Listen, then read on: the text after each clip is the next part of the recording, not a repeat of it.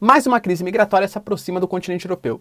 Dessa vez tendo como principais líderes desse movimento dessa crise migratória Belarus, também conhecido como Bielorrússia, tá? Talvez você conheça com esse nome, e a Polônia, país que faz fronteira com Belarus.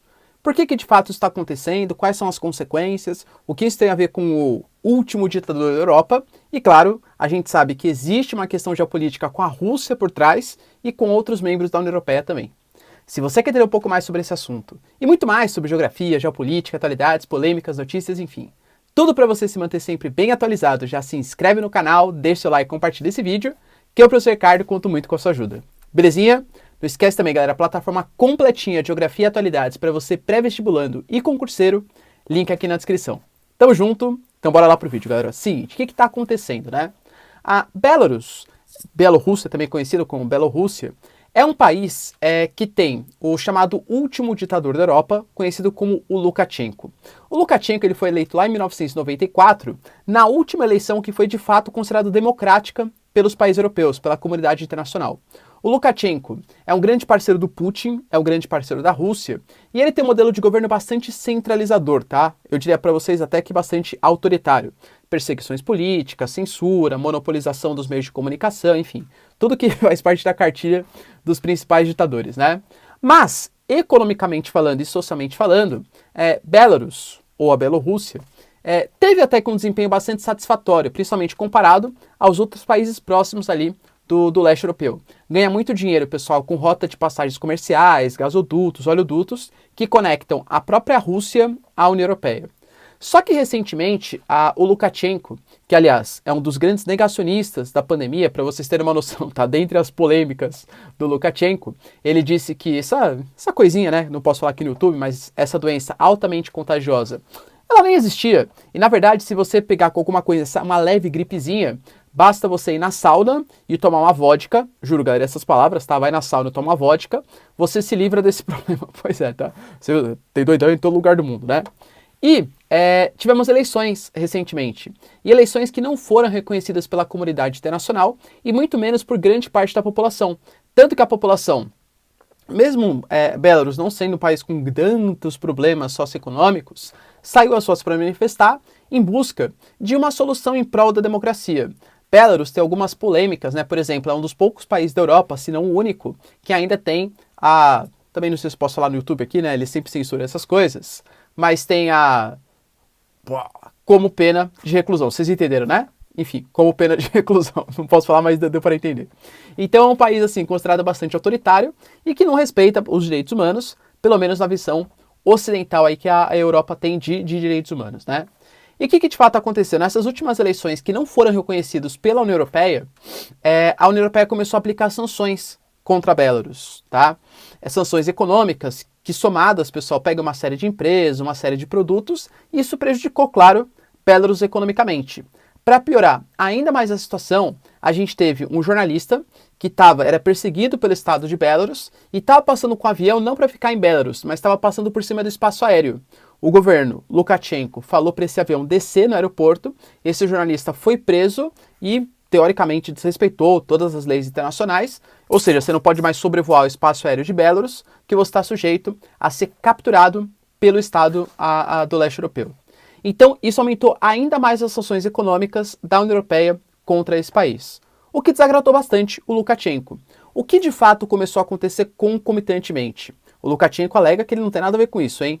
Mas a Bielorrússia, Belarus, começou a aceitar alguns imigrantes ilegais, alguns refugiados, a mais do que aceitava, a conceder asilo, a fazer como se fosse um pacote econômico e conceder passaporte de maneira mais fácil para essas pessoas entrarem em Belarus, e aí, coincidentemente, essas pessoas, cerca de uma semana depois, 10 dias depois, muitas vezes até incentivadas pelo Estado, entravam na Europa, principalmente usando a Polônia e a Lituânia como referência, dois países que estão próximos ali da fronteira. A Letônia também, né, mas a distância geográfica impedia um pouco mais essa situação. Para vocês terem uma noção, os asilos políticos na Polônia e na Letônia, eles aumentaram, pessoal, 50 vezes no último ano.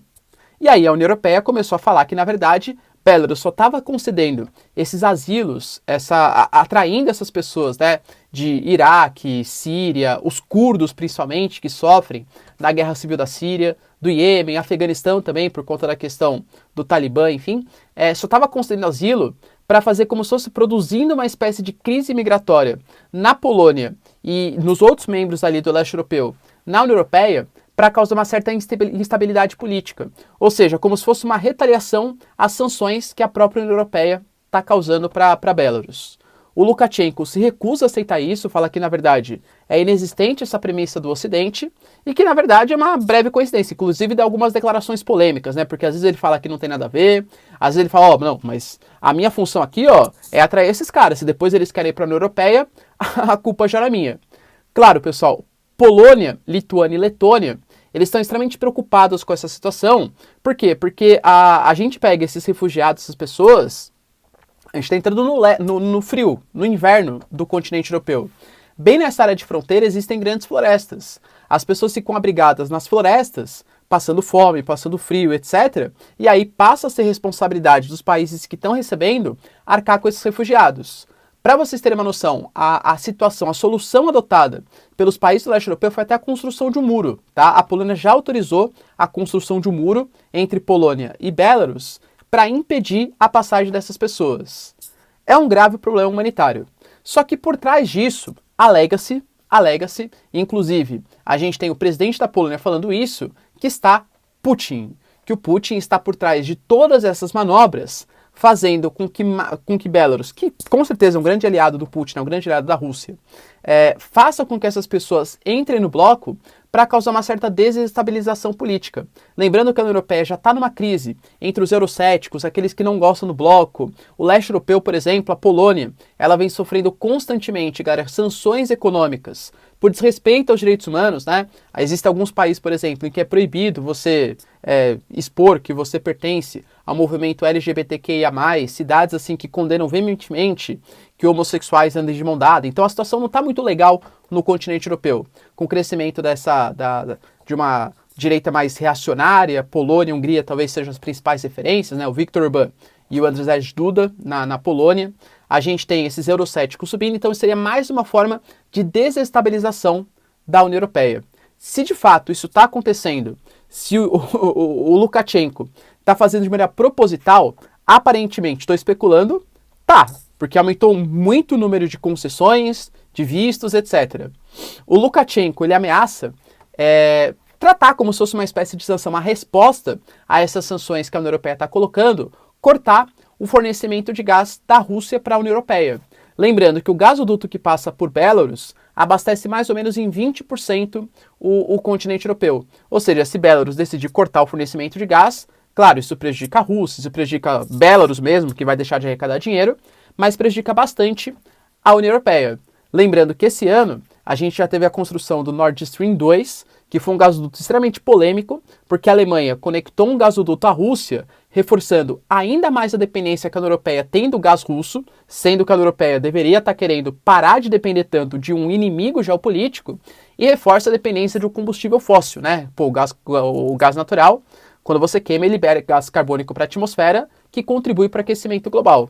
Então as relações entre leste europeu e Europa Ocidental não estão muito bem. Se a gente for considerar ainda mais a questão da Ucrânia, a Ucrânia recentemente os Estados Unidos falou que está às vias de explodir uma possível guerra ali, com a Rússia invadindo o leste ucraniano, enquanto a OTAN, que é um exército ali liderado pelos americanos, estaria protegendo a Ucrânia e uma aproximação mais próxima, uma coisa mais próxima da União Europeia. Ou seja, pessoal, uma nova crise migratória no leste europeu, tendo Belarus e Rússia de um lado, e Polônia e União Europeia, e talvez a Ucrânia no cenário geopolítico próximo aí, está se tornando uma problemática cada vez maior.